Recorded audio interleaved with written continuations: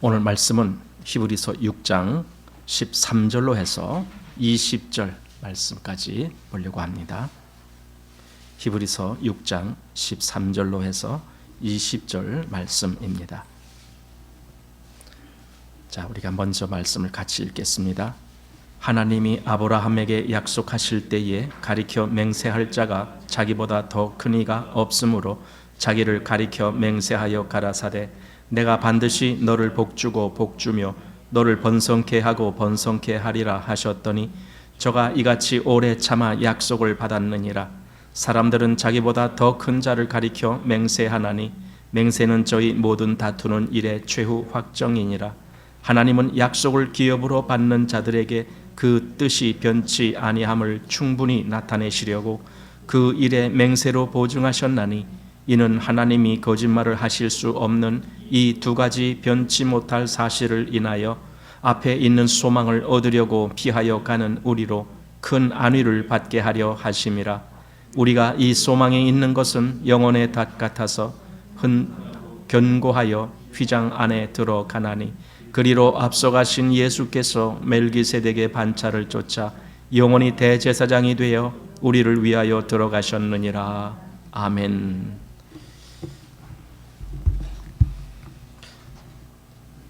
6장 지난주에 우리가 앞부분을 했는데 그 앞부분하고 이제 오늘 13절부터 읽은 이 부분하고 약간 갑자기 왜 하나님이 아브라함과 약속했다라는 이 말씀을 왜 하실까? 이제 이게 좀 잘 연결이 안 되는 것 같은 느낌이 들긴 합니다. 뭔가 문단이 나눠지는 것이 아닌가 이렇게도 생각됩니다. 그런데 가만히 보면은 그 앞에 11절, 12절 여기에 보면은 이런 말씀이 있습니다.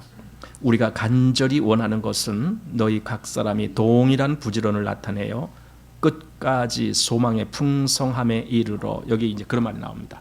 끝까지 소망의 풍성함에 이르러. 이 말씀이 나옵니다. 그리고 12절로 가보시면은 게으르지 아니하고 믿음과 오래 참음으로 말미암아 약속을 기업으로 받는 자들을 본받는 자가 되게 하려는 것이니라. 이렇게 오래 참는단 말은 인내한다는 말이죠.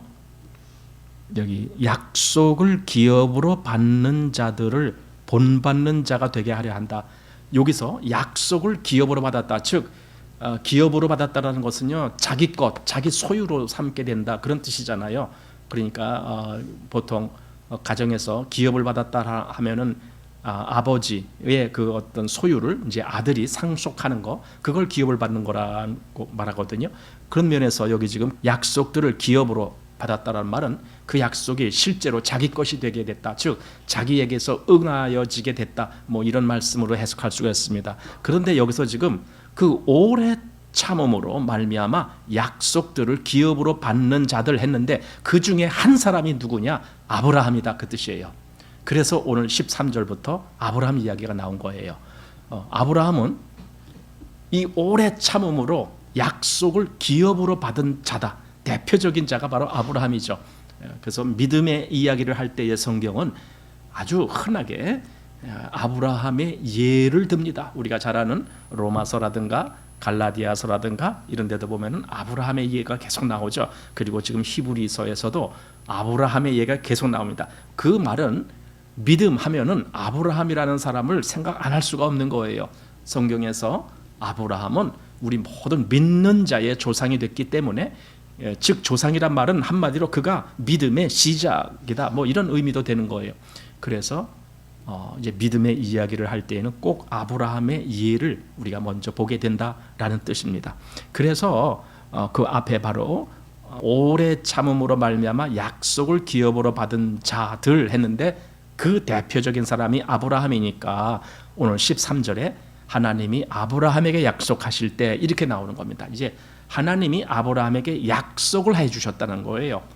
그런데 여기 맹세할 자가 자기보다 더 큰 이가 없으므로 자기를 가리켜 맹세하여, 이렇게 나옵니다. 그러니까 하나님이 아브라함에게 약속을 하셔요. 근데 그것도 그냥 한 것이 아니라 맹세를 하면서 약속하셨다는 뜻이에요. 그러니까 사실 약속이라는 그 말 자체도 굉장히 엄중한 거 아닙니까? 약속을 했으면 반드시 지킨다, 그런 의미인데 더 거기에 더 큰 의미를 부여하시기 위해서 맹세로 하셨다, 이렇게 또 말씀하시는 겁니다. 자, 이제 여기서 한 가지 우리가 좀 생각해 보게 됩니다. 아브라함과 하나님하고의 관계가 뭐냐라는 겁니다. 이걸 우리는 좀 잘 알아야 됩니다. 하나님과 아브라함의 관계는 뭐냐? 그냥 하나님이 아브라함을 잘 도와주셔서 그래서 이렇게 뭔가 친근히 그런 관계인가? 아닙니다. 하나님과 아브라함의 관계는요, 약속과 약속을 지킨 관계예요.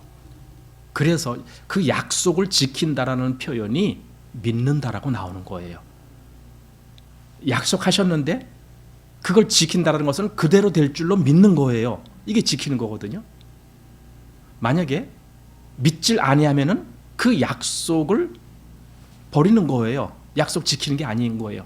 그러니까 약속을 지킨다라는 개념과 믿는다라는 개념을 우리는 같이 생각을 할 수가 있어요. 아브라함이 그런 사람이다라는 거죠. 하나님이 아브라함에게 약속을 주셨고 아브라함은 그 약속을 믿었어요. 그 약속을 믿었어요. 그래서 하나님과 아브라함의 관계는 약속의 관계예요. 자, 그런데 이런 관계를 생각하면서 우리 또 생각할 수 있는 것이, 그럼 하나님이 이스라엘과는 어떤 관계냐? 이스라엘 민족 모세 때 하나님이 이스라엘과는 어떤 관계냐는 거예요. 그때는 약속의 관계가 아니에요. 그때는 법의 관계예요. 법 준수하라 이거예요. 너 이거 준수하라, 꼭 지켜라, 이렇게 해라, 안 그러면 너희는 죽는다. 그 율법이라고 하는 법, 율법이 법이거든요. 그 법적인 관계예요. 그런데 아브라함하고는 약속의 관계예요. 어떤 게 더 좋은 걸까요? 지금 하나님은 우리와는 어떤 관계이신가? 나는 하나님과 어떤 관계인가? 우리 각자 그런 걸 잘 생각해 보셔야 됩니다. 나는 과연 하나님과 어떤 관계인가?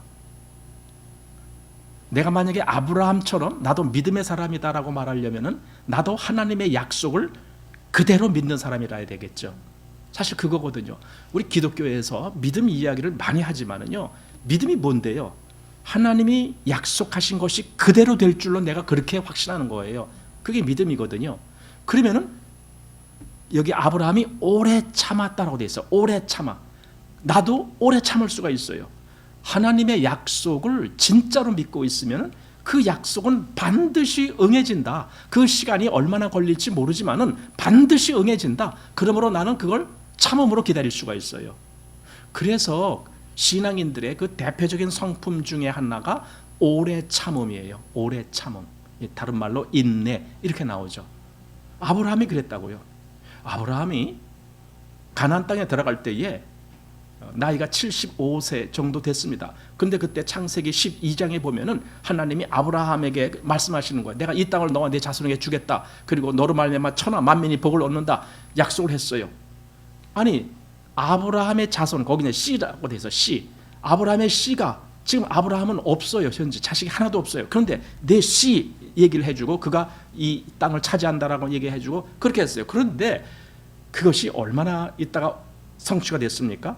우리가 알듯이 아브라함 100세가 됐을 때에 그때 비로소 이삭이라고 하는 아들을 낳아요. 그러면 적어도 아브라함은 25년을 기다린 거예요. 우리가 무슨 약속을 해갖고 25년을 기다린다, 이거 보통 오래 기다린 것이 아니에요. 이거 정말 오래 기다린 거예요. 25년 동안. 아마 그 중간에 물론 아브라함이 살짝 이렇게 하나님 이거 뭔가 좀 다른 방법으로 주시려는가 보다 뭐 이렇게 하고 자기 스스로 막 이렇게 다른 길로 가려고 했지만 그때마다 하나님이 오셨고, 아니다, 나는 너에게 약속한 그대로 네 아내 사라를 통해서 아들을 낳은 그를 통해서 내 약속이 이루어질 거다. 계속 약속하시거든요. 그래서 결국 아브라함이 100세 때 약속이 성취가 돼요. 그런데 그걸로 끝이 아닙니다. 또 그 100세에 얻은 그 아들이 한 10살 뭐 거의 한 20살 이렇게 됐는지 그때 그 아들을 다시 번제로 드리라는 거예요. 그러면은 하나님의 약속이 어떻게 되느냐고요. 아니, 아들을 주겠다. 그래서 그 아들을 통해서 이 땅을 차지하겠다. 너와 내 자손이 대대손손 이 땅을 차지할 것이다. 그렇게 한 약속이 그 이삭이 죽으면 끝나는 거 아니냐 이거예요. 그렇잖아요. 왜? 사라가 낳은 아들은 이삭 하나밖에 없으니까. 그렇잖아요. 그런데 그때 아브라함의 마음이 어땠을까요?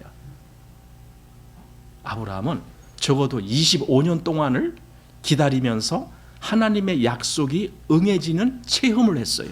그죠? 체험을 했잖아요. 25년이 지났어도 하나님은 반드시 약속을 지켜주시는구나. 그럼 그때 아브라함이 얻게 된 믿음은 비록 내 눈에 보기에는 이것이 불가능해 보이고 또 이것이 오랜 시간을 거쳐야만 되는 그런 것으로 인해서 내가 낙심할 수도 있고 그렇다 할지라도 적어도 하나님이 약속하신 것은 반드시 하나님은 이루시는 하나님이다. 그 체험을 한 거거든요. 그러니 다시 그 이삭이 이제 번제로 드리라라고 했을 때 그때 아브라함의 생각에는 나는 하나님을 믿는다 이거죠. 비록 내가 이삭을 죽게 해서 번제로 드린다 할지라도 하나님은 다시 이 죽은 자를 살려서라도 하나님의 역사를 하실 거야. 이걸 믿는다는 거예요. 왜냐하면 약속을 했으니까. 그 아들을 통해서 하나님이 이 모든 약속을 하셨기 때문에 앞에서도 25년 동안이나 기다리면서 내가 그걸 경험했지 않느냐? 근데 지금 여기 이삭을 이렇게 번제로 드리라고 한들 하나님이 약속을 못 지키실 것 같은가? 아니죠. 그래서 하나님이 다 지키신다. 그 마음을 갖게 되는 거예요. 그래서 여기 이제 보면은 13절 말씀 다시 한번 보십시오. 하나님이 아브라함에게 약속하실 때에 가리켜 맹세할 자가 자기보다 더 큰 이가 없으므로 자기를 가리켜 맹세하여 가라사대 내가 반드시 너를 복주고 복주며 너를 번성케 하고 번성케 하리라 하셨더니 여기서 자기보다 큰 이가 없으므로 자기를 가리켜 맹세했다라는 말이 나와요. 자기를 가리켜 맹세했다. 그런데 이 말씀은 어디에 나오는 말씀이냐? 창세기 22장에 나오는 말씀이에요. 즉, 그 이삭을 번제로 드려라 해서 그 일을 있고 난 그 다음에 하신 말씀이 하나님이 자기를 가리켜 맹세하셨다. 그 얘기가 한번 창세기 22장에서 보겠습니다. 창세기 22장 16절 말씀과 17절 말씀인데 자 16절 말씀 보시기 바랍니다. 가라사대 여호와께서 이르시기를 내가 나를 가리켜 맹세하노니 이 얘기가요. 내가 나를 가리켜 맹세한다. 그러니까 맹세라고 하는 것은요. 시시한 사람을 가리켜서 맹세할 수가 없어요. 왜냐하면 시시한 사람은 신뢰할 수가 없어요. 우리가 뭔가를 약속할 때 왜 더 큰 사람을 걸고 맹세하느냐? 그 큰 사람은 변하지 않는다 그거죠. 그러니까 제일 큰 사람, 물론 하나님은 사람이 아니지만 제일 큰 대상이 누구냐? 하나님이죠. 그러니까 하나님보다 더 큰 사람이 없기 때문에 하나님은 하나님 자신을 가리켜 맹세하는 거예요. 그래서 내가 나를 가리켜 맹세하노니 네가 이같이 행하여 내 아들 내 독자를 아끼지 아니하였은즉 내가 내게 큰 복을 주고 내 씨로 크게 번성하여 하늘의 별과 같고 바닷가의 모래와 같게 하리니 내 씨가 그 대적의 문을 얻으리라. 그리고 또 내 씨로 말미암아 천하 만민이 복을 얻으리니 이는 네가 나의 말을 준행하였습니다. 여기 내 씨로 말미암아 천하 만민이 복을 얻는 그 얘기를 해주는 거예요. 여기 16, 17, 18절이 아주 중요한 약속이고 그리고 그것이 지금 히브리서가 말하고자 하는 근거입니다. 하나님은 하나님 자신을 가리켜서 맹세하셨다. 그리고 그 씨에 대해서 맹세하셨다.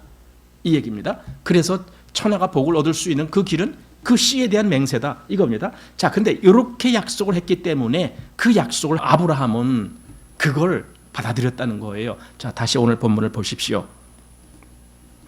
하나님이 아브라함에게 약속하실 때에 가리켜 맹세할 자가 자기보다 큰 이가 없으므로 자기를 가리켜 맹세하여 가라사대 내가 반드시 너를 복주고 복주며 너를 번성케 하고 번성케 하리라 하셨더니 이게 약속입니다. 그러면 자기를 가리켜 맹세한 것이 언제라고요? 창세기 몇 장이라고요? 22장이에요. 창세기 그 앞이 아니에요. 가끔 여기서 내가 너를 복주고 번성케 하고 한 말에 그 응답이 뭐냐를 사람들이 잘 헷갈리는 것 같아요. 만약에 초기에 한 말을 가지고 여기서 지금 인용했다라면은 아브라함이 나중에 부자가 됐어, 나중에 잘 됐어, 뭐 이렇게 하고 그냥 그것이 응해졌다라고 할 거예요. 그런데 이 약속은요 이미 그 아들까지 낳고 그 아들이 번제로 드리고 그리고 나서 그 후에 하신 말씀이거든요. 근데 그때 다시 복 얘기를 또 하는 거예요. 내가 반드시 너에게 복을 준다. 이렇게 내가 반드시 너를 복주고 복주며 너를 번성케 하고 번성케 하리라 하셨더니 저가 이같이 오래 참아 약속을 받았느니라 할 때 이 약속을 받았느니라고 한 것은 또 그럼 뭐냐 이거예요. 뭘 얘기한 걸까? 여기서 과연 내 씨로 말미암아 그 아까 창세기 여기서는 이제 그 내용을 자세히 쓰진 않았지만은 우리가 창세기 22장에 가면은 내 씨로 말미암아 천하 만민이 복을 얻을 것이다. 이 약속이 언제 응해졌느냐 이거예요. 물론 예수님이 오셔서 응해진 거예요. 근데 그걸 아브라함이 어떻게 하느냐고요. 아브라함에게 그것이 응해졌느냐 이거예요. 여기서 지금 그 말은 아브라함이 그 약속을 기업으로 받았다라고 돼 있거든. 그러니까 아브라함도 이 약속만 알고 그것이 응해지는 걸 몰랐다가 아니에요. 그걸 받았어요. 그걸 어떻게 알아요? 물론 성경의 창세기에는 그걸 다 기록하진 않았어요. 그런데 성경을 그래서 전체적으로 봐야 돼요. 요한복음 8장에 보면 그 기록이 나오거든요. 예수님이 요한복음 8장 56절에 너희 조상 아브라함은 나의 때 볼 것을 즐거워하다가 보고 기뻐하였느니라. 그래요? 그럼 예수님의 때, 즉 하나님의 아들에 대한 그 어떤 때가 있음을 그걸 아브라함은 그걸 기다리고 그걸 즐거워하면서 하다가 그걸 봤다라는 거예요. 봤다라는 것은요, 그가 어떤 영적인 의미에서 확신을 갖게 됐다, 뭐 그런 의미겠죠. 다시 말하면요, 하나님의 약속이 그에게 기업이 되고 응해졌다 이거예요. 아브라함은 그걸 이미 다 받았어요. 그리고 사실은 예수님도 아브라함의 씨예요. 그래서 마태복음에 아브라함과 다윗의 자손 예수 그리스도의 세계라 이렇게 나오거든요. 그러니까 이상만 아브라함의 자손이 아니라 예수님도 아브라함의 자손이 될 수가 있어요. 물론 아브라함은 그런 혈육의 자손의 문제를 보지 않았습니다. 어쨌든 아브라함은 그걸 본 거예요. 예수님의 때가 올 것을 그것을 즐거워하다가 보고 기뻐하셨다 이렇게 돼 기뻐했다는 거예요. 그러면은 아브라함은 그 약속을 받은 거예요. 그러니까 여기서 히브리서에서 저가 이같이 오래 참아 약속을 받았느니라 할 때에 이것이 아브라함이 부자가 됐다. 뭐 앞에서 너를 복주고 복주며 이렇게 했기 때문에 아브라함이 부자가 됐다. 아닙니다. 이미 부자가 될 만큼 다 된 다음에 그 다음에 약속을 하셨어요. 창세기 22장이 거기에요. 아니 창세기 22장이 어디예요 지금. 이삭까지도 다 낳고 이삭이 한참 자라서 열댓 살 됐을 때인데 그때인데 아브라함이 더 뭘 기다리겠어요. 그러니까 아브라함은 어떤 재물이나 더 큰 부자 그걸 갈망하지 않았어요. 그때는. 그렇잖아요. 그런데 하나님이 복을 얘기를 했을 때 이 복은 단지 재물의 복이 아니다라는 걸 알죠. 진짜 복은 그 자손으로 말미암아 올 것이다라는 걸 알게 된 거죠. 그래서 내 씨로 말미암아 천하 만민이 복을 얻을 것이다. 바로 그걸 얘기한 거죠. 그래서 아브라함은 그걸 즐거워하다가 정말 어느 날 그걸 믿음으로 보게 됐다라는 뜻이겠죠. 그래서 그걸 보고 기뻐하였느니라 이렇게 말을 하고 있어요. 그러니까 이건 사실은 그냥 뭐 눈에 보이는 가시적인 그런 거 얘기하는 것이 아니에요. 이건 마음의 문제고 믿음의 문제고 하나님과의 관계의 문제예요. 아까 아브라함은 하나님과 약속의 관계라 그랬잖아요. 아브라함은 그런 사람이에요. 바로 이것이 오늘날 우리 믿는 사람들에게 그대로 똑같이 적용이 되는 거예요. 우리도 마찬가지다. 우리도 하나님의 약속에 의해서 우리도 믿음을 갖게 됐고 약속에 의해서 우리가 소망을 갖게 됐어요. 여러분 소망이라고 하는 것은요 미래를 얘기하는 거예요.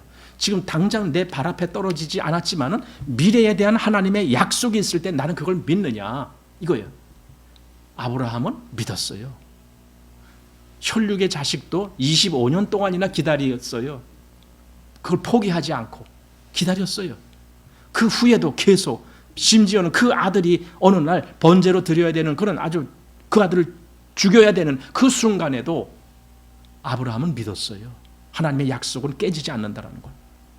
그렇다면은 우리도 하나님의 약속 때문에 믿는 거고 약속 때문에 우리가 지금 믿음의 길을 걷는 거고 신앙의 길을 걷는 거고 그리고 세상 사람들이 가는 그 흔한 길이 아니라 정말 하나님의 사람만의 독특한 그 길을 걷는 거예요. 다른 사람의 나라에 대해서 어떤 손가락질과 어떤 수금거림과 또 어떤 비방과 또 어떤 박해를 가한다 할지라도 나는 하나님의 약속을 믿기 때문에 나는 믿음의 길을 가는 거예요. 그게 아브라함과 같이 가는 거다 그 뜻이에요. 아브라함이 그 길을 갔으니까.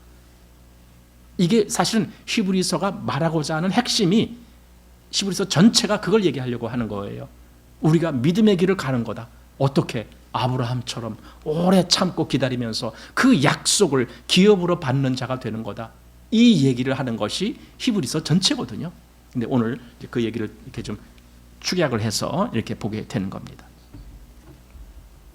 나중에 모세가 그 광야에서 그 이스라엘 백성들이 막 하나님을 거역하고 그럴 때 하나님이 그냥 그 백성들을 그냥 다 멸하겠다 막 이럴 때 모세가 그 하나님 앞에 서서 막 그 백성들을 위해서 하나님께 구하는 그런 내용이 나오거든요. 그때 이 모세도 아브라함을 이렇게 얘기를 한 대목이 나와요. 한번 볼까요? 출애굽기 32장 13절입니다.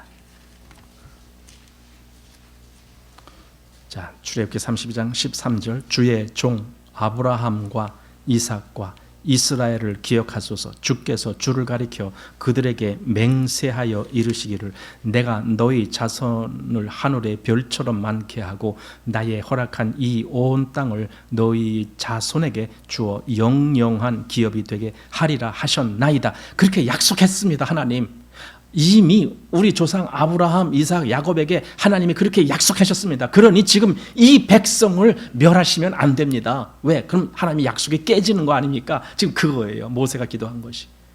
결국은 하나님은 모세가 간구한 대로 그대로 해주죠. 하나님은 그럴 수밖에 없어요. 사실 모세가 그렇게 기도했기 때문만이 아니에요. 하나님은 약속을 하셨기 때문에. 그래서 종종 그런 얘기는 나중에 신명기 이런 데 보면은요. 그들이 가나안 땅에 들어가게 되는 이제 그 앞에서 이제 그 얘기를 하면서 너희가 이 가나안 땅을 얻게 되는 것 그것은 너희가 잘나서가 아니다. 내가 너희 조상 아브라함, 이삭, 야곱에게 약속했기 때문에 그래서 내가 너희들을 그렇게 이 땅 차지하게 하는 것이다. 이런 말씀을 종종 해 주시거든요. 그 약속이에요. 그래서 모세가 지금 여기 그 약속을 아브라함, 이삭, 야곱에게 하신 약속 있지 않습니까? 하나님. 그러니 이 백성을 멸하시면 안 됩니다. 이렇게 지금 얘기를 하는 거예요. 여러분, 우리도 가끔 기도할 때에 하나님의 약속을 기억하면서 하나님, 이 말씀을 하셨습니다. 이 약속을 하셨습니다. 저는 그 약속을 믿고 있습니다. 그러니 하나님 반드시 그렇게 하셔야 됩니다. 라고 말할 수 있어야 돼요. 약속하셨으니까. 하나님은 약속을 어기면은 어떻게 돼요? 약속을 어기는 하나님? 그러면 어떻게 돼요? 그럼 그 순간부터 더 이상 하나님이 아니에요. 하나님은 절대로 약속을 어기실 수가 없어요. 이제 그 얘기가 요 뒤에 나와요. 예. 자, 다시 오늘 본문으로 갑니다. 자, 이제 여기서 아까 아브라함 이야기를 했는데 만약에 하나님이 아브라함에게 약속을 하지 않으셨다면 그러면은 아브라함과 하나님과는 아무 관계가 아니에요. 약속이 없다라면 그렇잖아요? 아브라함이 믿는다라고 했는데 도대체 뭘 믿는다는 거야? 아브라함은 계속 하나님이 하신 약속을 믿어 나가요. 이 땅을 너와 네 자손에게 주겠다. 그걸 믿어요. 또 네 자손 사라로부터 나는 자라야 뭐 어떡하겠다. 그걸 또 믿어요. 계속 하나님이 약속하신 것을 믿어요. 그러니까 하나님은 아브라함에게 계속 약속을 해 주셔요. 시간 지나면서 계속 약속해 주죠. 아브라함은 계속 그 약속을 믿어요.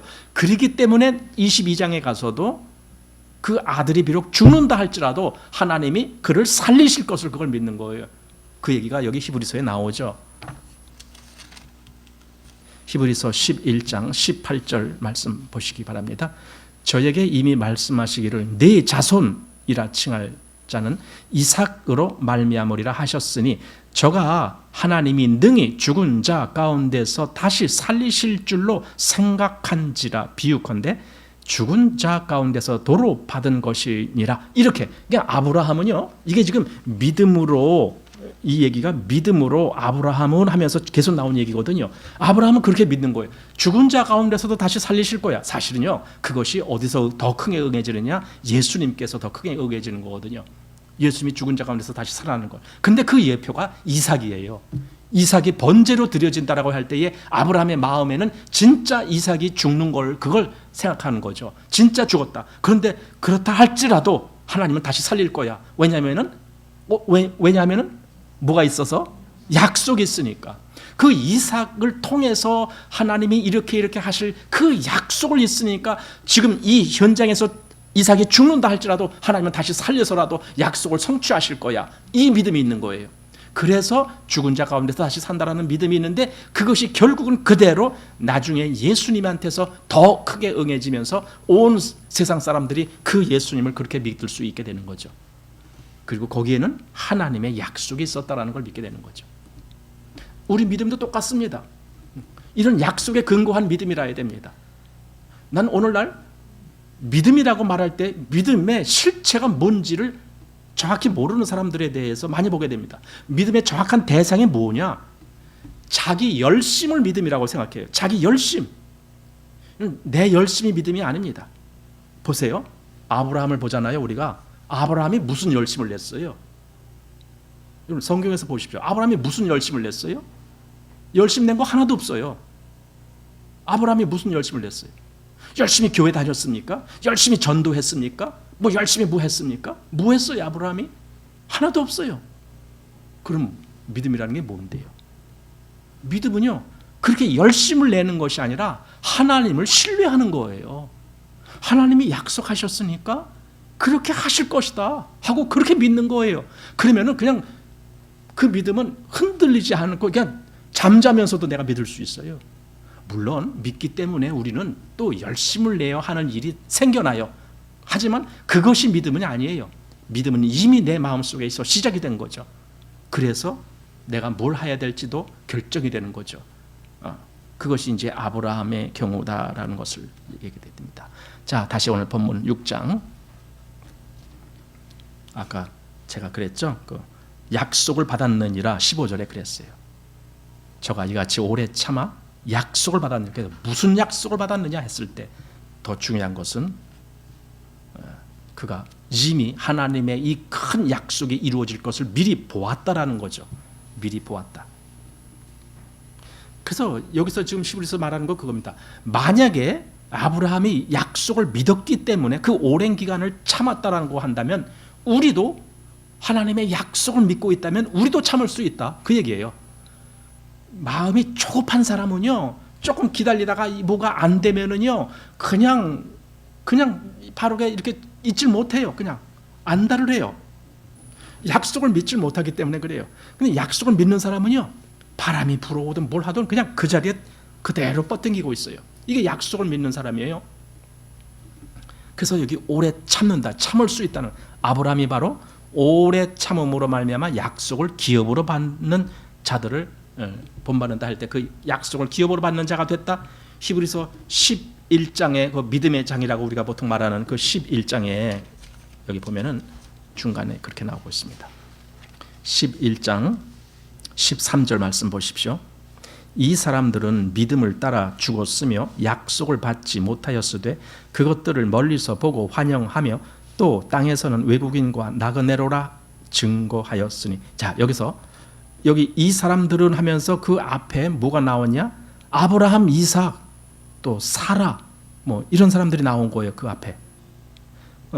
그럼 아브라함 뭐 다른 사람은 우리가 지금 뭐 그렇게 뭐 특별히 말하지 않는다 할지라도 아브라함 얘기가, 왜냐하면 히브리서에서는 아브라함 얘기를 지금 중심적으로 하고 있으니까, 그럼 아브라함을 딱 대입시키는 거예요. 그럼 여기 이 사람들은 할 그 자리에다가 아브라함은 이렇게 대입을 시켜서 한번 읽어보세요. 아브라함은 믿음을 따라 죽었으며 이거예요. 그러면 약속을 받지 못하였을 때, 그럼 이 말은 뭐예요? 약속을 받지 못했다고? 예, 그 현실 세계에서는 그 약속이 이루어지질 않았어요. 이건 믿음으로만 바라보는 대목이에요. 그래서 약속을 받지 못하였을 때 그것을 멀리서 보고 환영하며, 이겁니다. 멀리서 보고 환영했다는 것은 그걸 믿음으로 믿었다, 그 뜻이에요. 믿음으로 바라보았다. 현실 세계에서는 이루어지지 않았지만은 믿음으로 바라보았다, 그 뜻입니다. 가끔 우리 이제 그 기독교사를 보면은 순교자들이 나옵니다. 복음 전하기 위해서 목숨을 아끼지 아니하고 가서 목숨까지 잃게 되는 그런 경우, 순교자들이 많습니다. 그런 경우에 그 사람들은 그 순간에 무슨 생각을 하고 있었을까? 만약에 그가 이 복음을 전하다가 죽음을 당해야 할 그 순간에, 예를 들어 우리나라 처음으로 온 그 선교사 토마스 선교사가 그 평양에 가갖고 그 많은 사람들이 그를 막 창을 던져서 막 죽이려고 막 그럴 때 그가 그때 그 뭡니까 그 쪽복음이라고 해서 그 성경 전체 한 권이 아니고 그 뭐 복음서만 이렇게 써서 한 그걸 나눠주면서 막 예수를 믿으라고 그렇게 할 그때 그러면서도 그는 저들이 지금 당장 나를 죽인다는 걸 알고 있었거든요. 왜냐하면 그때 우리나라가 그렇잖아요. 뭐 외국에서 어떤 그 수상한 사람이 오면은 이건 다 이렇게 좀 처단해야 돼. 뭐 그런 시대니까. 그래 자기가 죽는다는 걸 알고 있으면서도 계속 예수를 외친 이유는 뭔데요? 그 사람은 그걸 바라보는 거예요. 나는 여기서 죽지만 하나님이 나에게 하신 약속은 반드시 응해질 거다라는 걸 바라보는 거죠. 그걸 바라보고 얼마든지 그 길을 갈 수가 있었던 거죠. 그 약속을 바라본다는 것이 참 중요한 것 같아요. 자, 다시 16절 오늘 본문입니다. 사람들은 자기보다 더 큰 자를 가리켜 맹세하나니 맹세는 저희 모든 다투는 일의 최후 확정이니라. 여기 맹세가 최후 확정이래요. 그러니까 다투는 일, 서로 이렇게 뭔가 논단이 있고 뭐 어떤다 할지라도 결국은 나중에 맹세가 됐다 그러면 그건 끝난 거예요. 그저께도 그 뭡니까 그 결혼식이 있어서 다녀왔는데 우리 선교사님 아들이 결혼한다고. 근데 결혼이 뭡니까? 결혼의 핵심이 뭡니까? 여러 사람 앞에서 여러 증인들 앞에서 내가 이 사람을 내 아내로 맞아서 또는 내가 이 사람을 내 남편으로 맞아서 나는 그 남편으로서의 또는 아내로서의 내 책임과 의무를 다하며 이렇게 같이 살겠습니다. 그 약속이거든요. 그게 서약이라 그러잖아요. 서약 우리가 서약. 그 두 사람이 이렇게 뭐 써와갖고 그걸 읽어요. 그 서약하는 거예요. 약속하는 거예요. 마찬가지로 여기서 지금 그 얘기가 나오는 겁니다. 맹세라는 것은요 최후 확정이다. 최후 확정이란 말은 더 이상 바꿔지지 않는다 그 뜻입니다. 물론 약속해도 그것이 쉽게 깨지는 것은 아닙니다. 그냥 약속 그래도 우리는 그 약속에 얼마나 무게가 있는지 압니다. 그런데 거기다 한술 더 떠서 맹세 그러면은 이건 더 완전히 최종적인 확정이야. 그래서 이것은 도저히 더 이상 바꿔지지가 않아. 바꿀 수가 없어. 취소될 수가 없어. 그게 맹세입니다. 그런데 아까 아브라함에게 하나님이 자기를 가리켜 맹세했다라고 되어 있어요. 자기보다 더 큰 이가 없으므로 자기를 가리켜 맹세했다. 이렇게 되어 있습니다. 그래서 예수님이 우리한테 그 복음서에 보면은 너희는 도무지 맹세하지 말라 그랬습니다. 왜 그럽니까? 그게 최후 확정이 되기 때문에 그래요. 우리가 최후 확정을 할 수 있는 그러한 자격이 있습니까? 우리의 말이 진리가 될 수가 있습니까? 최후 확정이란 말은 다시는 변하지 아니한다는 거예요. 그러면 그건 진리예요. 근데 우리가 하는 말이 그럴 수가 있습니까? 우리는 내가 한 말에 대해서 내가 한 약속이나 내가 한 맹세를 정말 죽을 때까지 지킬 수가 있습니까? 그러지도 못하거든요. 우리는 아무리 철석같이 약속을 해도 요즘 세상 추세를 보세요. 그렇게 결혼식 할 때에 많은 증인들 앞에서 자기가 남편으로서 또는 아내로서 책임을 다하겠다라고 맹세했는데 얼마 안 살다가 헤어지는 경우가 얼마나 많아요. 그 뭐예요? 약속을 헌신짝처럼 버리는 거죠. 그죠? 그러니까 우리는 함부로 맹세하면 안 돼요. 왜? 우리는 자격이 없어요. 맹세할 자격이 없어요. 하나님은 충분히 그럴 수 있어요. 왜? 그분은 능력이 있으시니까. 자, 17절. 하나님은 약속을 기업으로 받는 자들에게 그 뜻이 변치 아니함을 충분히 나타내시려고 그 일에 맹세로 보증하셨나니 이겁니다. 약속을 기업으로 받는다. 약속을 자기 소유물처럼 그렇게 받는다. 이것이 나에게 준 것이 하고 그렇게 받는다. 이것이 약속을 기업으로 받는 거예요. 그런 사람들에게 하나님은 맹세로 보증하신다. 이렇게 말씀하십니다.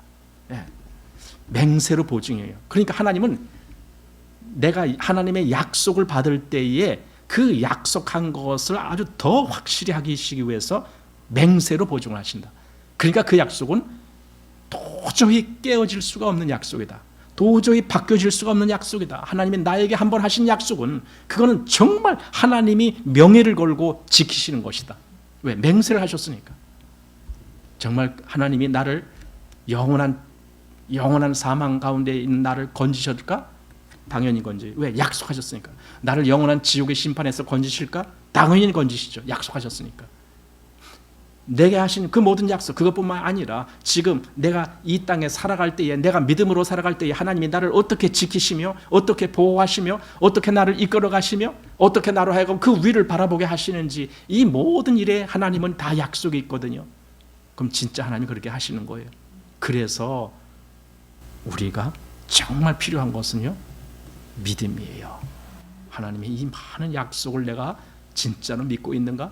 아까 약속을 기업으로 받는 자들에게 그 약속을 맹세로 보증하신다 그랬습니다. 그냥 약속을 받지 아니하는 사람들에게는 이게 안 돼요. 말이 안 돼요. 약속을 기업으로 받는 사람들에게만 하나님은 맹세로 보증하신다, 이거죠. 자, 18절입니다. 이는 하나님이 거짓말을 하실 수 없는 이 두 가지 변치 못할 사실을 인하여 앞에 있는 소망을 얻으려고 피하여 가는 우리로 큰 안위를 받게 하려 하심이라. 안위라는 말이 나왔습니다. 먼저 결론부터 말해요. 우리에게 큰 안위를 받게 해주신다. 안위를 주신다. 근데 그 안위라는 것은 뭡니까? 그 약속이 확증이 돼야 안위가 되는 거예요. 약속은 하셨는데 이게 진짜가 될지 아닐지 이게 긴가민가다. 그건 불안해서 이게 안위가 안 돼요. 안위가 안 돼요. 가끔 세상에서 뭐 하는 일 보면은 이렇게 불안할 때가 많죠. 내가 어디 집을 하나 살려고 계약을 했는데, 그래서 이제 언제 입주일 이런 거 이제 있는데 분양받아서 하는데, 근데 건설 하는 회사가 어느 날 부도났대. 이러면 이제 우리 마음은 불안해지기 시작하는 겁니다. 그렇잖아요. 왜? 약속이 저 대상자가 약속을 지킬 만한 능력이 없어진 거잖아요. 부도. 요즘은 무슨 돈이 아니고 무슨 화폐라고 그래요? 무슨 가짜 화폐? 무슨 화폐가 있잖아요. 근데 우리나라 사람이 한 화폐가 그런 화폐가 또 몇 가지, 한 두 가지인가 있더라고요. 근데 그거 이게 저는 아직도 그 부분을 모르겠어요. 저는 하나도 모르겠어요. 근데 그것으로 서로 거래하고 주거니 받거니 하면은 흔적도 없이 그냥 얼마든지 주거니 받거니 할 수도 있고 그래요. 자, 그런데 엊그저께 신문 보니까 하나가 몇만 원씩 하던 것이 지금 0원이래, 0원. 또는 1원. 완전히 이제 휴지조각이 됐다. 그런 얘기를 해요. 물론 그거 누구한테 하소연할 수가 없어요. 자기가 그렇게, 각자 다 자기가 그렇게 그냥 투자한 거니까 할 수가 없어요. 그렇지만은 어쨌든 0원이 됐으니 얼마나 그 사람들이 낙심이 클 거예요. 믿을 수 없는 그것을 투자했으니까. 거짓된 세상이죠, 이것이. 그런데 하나님은 그런 거짓된 약속을 하시지 않죠. 확실하시죠? 그래서 하나님은 거짓말 하실 수 없으신 분이에요. 여기 그 얘기가 나온 거예요. 이는 하나님이 거짓말을 하실 수 없는 이 두 가지 변치 못할 사실을 인하여. 두 가지라는 것은요, 하나는 약속이고, 하나님이 약속했어도 그 약속은 변치 않으시는 거예요. 더군다나 거기에 맹세, 이게 맹세가 두 번째 말입니다. 맹세까지 했다면 그건 더더욱이나 하나님이 변하실 수가 없는, 그러니까 약속과 맹세라는 것이 이 두 가지인데, 하나님은요 진짜 거짓말 하실 수 없는 분이에요. 자, 우리 예레미야서를 한번 보시겠습니다.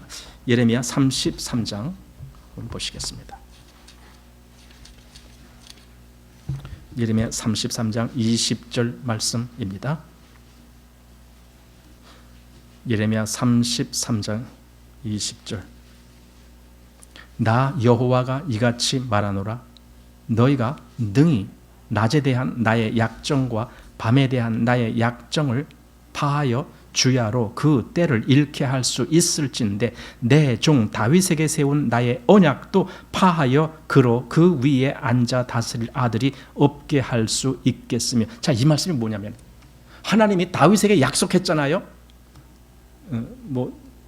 내 자손 또는 내 뿌리, 내 싹, 그가 나와서 내 위에 있을 것이며, 그가 또 어떻게 할 것이며, 이것은 결국 그리스도 예수에 대한 약속이었거든요. 그런데 지금 여기 이 사람들에게 그러는 거예요. 이스라엘에게, 너희가 만일 낮과 밤에 대한 이 하나님의 이 약정을 너희들이 파할 수 있다면, 아니 우리 예를 들어 밤이 됐어요. 밤이 돼갖고 이제 잠도 자고 아침에 일어나는 거예요. 한 새벽, 요즘 한 5시만 돼도 화나니까 한 4시쯤 이제 일어났다고 치면 아직 어두워. 4시쯤.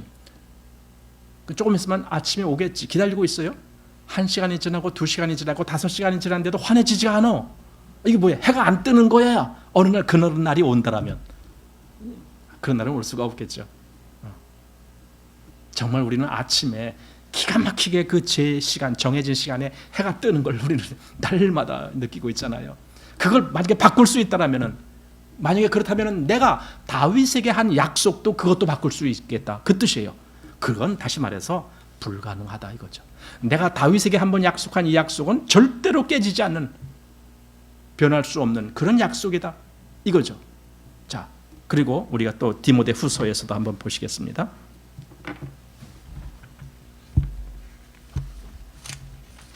디모데 후서 2장 13절. 디모데 후서 2장 13절. 우리는 미쁨이 없을지라도 주는 일향 미쁘시니 자기를 부인하실 수 없으시리라. 이것이 하나님의 속성입니다. 하나님은 자기를 부인하실 수가 없습니다. 이것은 다시 말하면 하나님이 한번 말씀하시고 그것을 다시 변개시킬 수가 없다는 뜻입니다. 하나님은 변하실 수가 없다는 겁니다. 한마디로. 그러니 여기 하나님이 한번 약속하셨으면 그 약속을 변하게 할 수가 없다는 거예요. 이게 하나님의 성품이십니다. 그래서 우리가 보통 말하기를 하나님은 거짓말 하실 수 없으시다 이렇게 말하는 거거든요. 그 하나님의 약속이라면 여러분 우리는 진짜 믿을 수가 있는 거예요. 약속. 자, 다시 본문으로 와보십시오. 여기 18절 말씀을 지금 보고 있습니다. 여기 하나님이 거짓말을 하실 수 없는 이 두 가지 변치 못할 사실 했는데, 한번 가정을 해봅시다. 만약에 하나님이 단 한 가지만이라도 거짓말을 하셨다면, 단 한 가지라도 거짓말을 하셨다면, 그러면 그렇게 하신 그 대상자는 하나님이 아니에요. 하나님이 될 수가 없어요. 거짓은 많건 적건의 문제가 아니라 단 하나만이라도 거짓이 있었다면 그건 하나님이 아니에요. 요즘 정권이 바뀌고 새로 장관을 임명한다 이제 이런 얘기가 나오잖아요. 그때 제일 중요하게 다루는 것이 바로 그런 문제라고 는 봅니다. 저 사람이 거짓이 있나 이거죠. 저 사람이 말한 것이 다 진실인가, 그런 거죠. 나는 이렇게 살았다 그랬는데 나중에 캐보니까 그거 아닌데 이렇게 나온다면 그거 참 곤란하죠. 그런 사람들이 가끔 있거든요. 거짓이 없느냐. 만약에 하나님이 단 한 가지라도 거짓이 있으시다면 그럼 하나님은 아니에요. 그 순간에. 그런데 하나님은 단 한 가지도 거짓말 하실 수가 없다 이거죠. 여기 그 두 가지가 바로 약속과 맹세입니다. 그리고 그 약속과 맹세가 정말 성취됐습니다. 아브라함에게는 물론 그 현장에서 이삭이라고 하는 아들을 낳는다라는 것으로 약속이 1차적으로 성취가 되지만 더 궁극적인 성취는 예수 그리스도, 아브라함과 다윗의 자손으로 오시는 예수 그리스도. 아까 예레미야서에서도 그 다윗에게 한 약속, 그것은 절대로 깨지지 않는다. 너희가 낮과 밤에 그것을 약정을 너희가 깨뜨리면 그러면 그 약속도 깨질 수 있다. 이렇게 이야기했기 때문에 이건 절대로 깨질 수가 없는 것이다. 자, 그래서 여기 두 가지 변치 못할 사실을 인하여, 그러니까 우리가 믿는 하나님은 정말 변하지 아니하는 하나님이야. 그 말씀은 정말 변하지 아니하는 약속이야. 이것을 믿고 있다면 그러면 그다음 이제 말씀이 나오는 거예요. 앞에 있는 소망을 얻으려고. 이 앞에 있는 소망이 뭡니까? 그 약속의 결과예요. 그 약속의 결과가 앞에 있어요. 그걸 나는 바라보고 있습니다. 지금 당장이 아니라 앞에 좀 미래입니다. 거기 있습니다. 나는 그걸 바라보고 있습니다. 그래서 그 소망을 얻으려고 나는 지금 어떻게 하느냐? 피하여 간다 이거야. 피하여 간다. 피하여 간다는 말이 뭡니까? 이런 피하여 간다라는 것이 도망간다 이런 뜻이 약간 포함된 말이지만은 이건 완전히 도망간다는 말이 아닙니다. 어디 안전한 데로 간다 그 말입니다. 빨리 걸리러 가야 한다 그 말입니다. 그래서 이 피하여 간다라는 말을 생각할 때는요, 도피성이 생각납니다. 지금 여기 히브리서이기 때문에 히브리인들이 대상이거든요. 그래서 그들은 이 피하여 간다라는 말만 해도 딱 도피성을 생각하는 거예요. 그래, 맞아. 도피성으로 빨리 가는 거야. 그렇다면 지금 우리는 예수 그리스도 안에 거하는 거예요. 그 안에 피하여 있는 거예요. 그 안에 우리는 거하면서 이 앞에 있는 소망을 얻으려고 이제 앞으로 나가는 겁니다. 그러면은 그것이 우리에게는 여기 뭐라 그랬습니까? 우리로 큰 안위를 받게 하려 하십니다. 안위가 되는 거예요. 아까 이제 우리 아까 아니라 히브리서 앞에서 어떤 내용이 나왔냐면요, 안식이라는 말이 나왔습니다. 여러분, 안식이라는 말과 안위라는 말이 뭔가 좀 비슷한 말 같지 않아요? 내 마음이 정말 큰 안위를 얻으면은요, 나는 편안해지잖아요. 그럼 안식하게 되죠. 실제적인 안식이죠, 그게. 그러니까 내가 안식에 들어갔다라고 하는데도 내가 안위를 얻지 못하고 있다, 그러면 다시 불안해지는 거예요. 그럼 안식이 안 되는 거죠. 근데 여기 안식, 즉 안위를 받는다. 근데 이 안위를 받는 사람이 누군데요? 하나님의 약속이 변치 아니한다라고 하는 이 사실을 분명히 믿고 그 앞에 있는 소망을 바라보고 나가는 거예요. 그래서 이 사람은 그리스도 안에 거하면서 가는 거예요. 피하여 간다. 이것이 지금 히브리서가 말하고자 하는 겁니다. 자, 그러면 또 한 가지, 왜 피하여 가야 됩니까? 이 말을 할 수 있어요. 왜 피하여 가죠? 왜 우리가 피해 가야 됩니까? 이 피하여 간다는 말은요, 누군가가 나를 쫓아오고 있다. 근데 그 누군가는 나의 대적이다, 이거예요. 나의 대적이 나를 쫓아오면 난 빨리 피해 가야 돼요. 빨리 피해 가야 돼요. 그러면 우리 베드로전서에서 그 말씀 보거든요. 베드로전서 5장 8절 보면은 너희 대적 마귀가 우는 사자와 같이 그 삼킬 자를 삼키려고 너희를 지금 찾고 있다, 그 뜻이에요. 그러니 나는 빨리 피하여 가야 돼. 난 예수님 안에 들어가야만이 안심이 되는 거예요. 마치 6월절에 그 피를 바른 집 안에 들어가 있어야만 안심이 되는 것처럼. 그건 하나의 예표였죠. 6월절에 그 피 바른 집은 나는 지금 예수 그리스도 안에 피하여 가는 거죠. 자, 19절 보십시오. 우리가 이 소망이 있는 것은 영혼의 닷 같아서 튼튼하고 견고하여 휘장 안에 들어가나니, 이제 더 나오는, 더 확실하게 나오는 겁니다. 우리가 이 소망이 있다면, 우리가 정말 하나님의 이 약속을 확실히 믿기 때문에 앞에 있는 그 소망을 바라보고 내가 나가서 안위를 받고 있다면은, 그렇다면은 여기 이제 19절 그겁니다. 영혼의 닷, 이 소망이 영혼의 닷 같다. 닷이라는 것은요, 배가 어디에 뭐 항구 같은데 정박할 때에, 뭐 항구가 아니래도 뭐 다른 데 가서 이렇게 정박할 때 잠시 서 있고 있을 때 반드시 닻을 내려놔야 돼요. 왜냐하면 닻을 내려놓지 않으면 배는 또 다니죠. 물에 조류에 의해서 막 이리 가고, 하루만 지나고 하룻밤 자고 났더니 배가 저쪽에 가 있네, 뭐 한 100km 정도 또 뭐 남쪽으로 가 있네, 뭐 이렇게 돼 버리잖아요. 그러니까 배가 떠밀려 가지 않게 하기 위해서, 그 자리에 계속 있게 하기 위해서 닻이라는 걸 내리고 그걸 이제 꽂아 놓습니다. 여기서 이제 저 강화를 가려면은 초지대교라는 걸 건너가거든요. 이쪽 남쪽에 초지대교, 저 북쪽에는 강화 다리가 있지만은 이 아래는 초지대교가 있어요. 그 초지대교 건너갈 때 보면은 바닷물이 쫙 빠졌을 때는요, 그 고깃배들이 그 이제 볼 같은 데 이렇게 이제 걸려 있잖아요. 물에 떠 있지 않고 이제 흙에 걸려 있어요. 그런데 그 배들이 그래도 다 작은 배도 다 닻을 내려놓고 있어요. 닻이 그 밑에 있는 뭐 바위라든가 뭐 흙이라든가 이런 데 꽂혀 있어요. 그래야 물이 들어와도 또 내려가지가 않는 거예요. 근데 여기 이 소망이 있는 것이, 즉 우리가 그런 하나님의 이 약속을 믿는 것으로 인해서 소망을 갖고 있다면 그 사람은 영혼의 닻을 갖고 있는 것과 똑같다. 닻이 있어, 흔들리지 않는다, 이거예요. 그래서 어딜 가느냐? 휘장 안에 들어가나니. 이 말을 하는 것이 지금 히브리서에서는 또 큰 의미를 주고 있습니다. 휘장 안에, 이것은 지성소 안을 의미합니다. 휘장 안에 들어갑니다.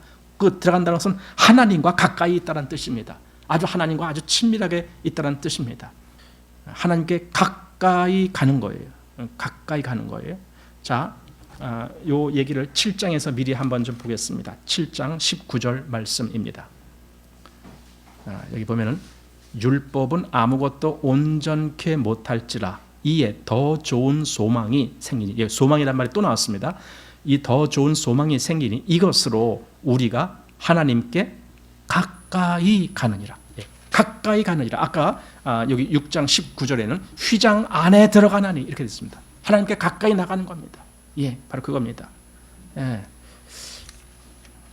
그래서 이 영혼의 닻이 딱 예수님 안에서 꽂혀 있는 사람은 흔들리지 않는 거예요. 이 말은 2장 1절에 있는 말과 서로 이렇게 비교해 보면 아주 좋은 거예요. 여기 2장 1절에 어떤 말이 있냐면요. 그러므로 모든 들은 것을 우리가 더욱 간절히 삼갈지니 혹 흘러 떠내려 갈까 염려하는. 여기 흘러 떠내려 간다는 말이 뭡니까? 닻이 꽂혀지지 않은 거예요. 이 믿음의 확고한, 그 소망의 확고한 닻이 없는 거예요. 즉 그리스도를 그렇게 믿음으로 붙들지 못하고 있는 거예요. 그냥 조금 오늘은 믿는 것 같다가 내일은 또 다시 마음이 또 요지부동 치는 거고 또 뭐 이렇게 된 거예요. 아까 오래 참기는 뭘 오래 참아, 기껏 참아야 1년이지 이렇게 돼버리는 거예요. 그러면 닻이 없어요. 흘러 떠내려가는 거예요. 그건. 여러분, 이 닻이 얼마나 중요한 걸까? 나를 그리스도 안에 딱 고정시키게 하는 닻, 바로 이 닻이 있어야 됩니다. 그래서 여기 20절 말씀에 그리로 앞서가신 예수께서, 예수님이 먼저 그 하나님 앞에 먼저 나가셨다 그 뜻이에요. 그리로 앞서가신 예수께서 멜기세덱의 반차를 쫓아 영원히 대제사장이 되어 우리를 위하여 들어가셨느니라. 근데 그분이 들어가신 것이 우리를 위해서 먼저 들어가셨다는 거예요. 여기 그리로 앞서가신, 앞서간다는 말은 그 뒤에 누가 또 따라온다라는 것을 의미하고 있어요. 그래서 어떤 사람이 앞서간 거예요. 앞서가면 또 뒤따라가는 사람이 또 있고요. 여러분, 그 뒤는 누가 있어야 돼요? 우리가 있어야 되죠. 우리가 예수님 뒤따라가는 거죠. 예. 앞서가신 주님이 멜기세덱의 반차를 쫓아, 그래서 멜기세덱이라는 말이 또 나왔습니다. 그리고 이 멜기세덱은 이제 7장, 히브리서 7장에 거기 또 나올 겁니다. 그래서 이 멜기세덱의 반차를 쫓아 영원히 대제사장이 되어 이렇게 됐습니다.